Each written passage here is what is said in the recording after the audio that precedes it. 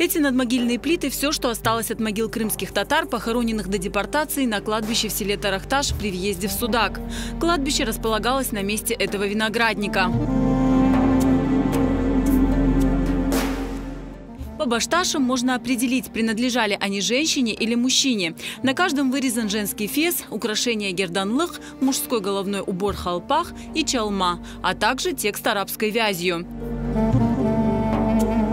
Эти плиты местные жители собирали по всей округе и принесли сюда, на возвышенность Орман-Тепе. Сейчас они выстроены вокруг памятника Сейит Оглу Сейдамету. 60 seneleri baş taşları yok edip tütün aranları, mektep kurdular onda. Şimdi bugünece duruyor mektepler. Posakaları o taşlardan yaptılar, kulüp yaptılar da o camiyeler.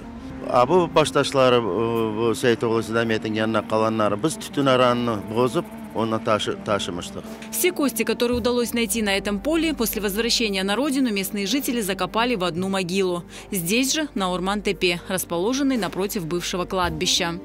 Поставили памятник и сделали на нем надпись «В память об умерших, чьи могилы были уничтожены захватчиками».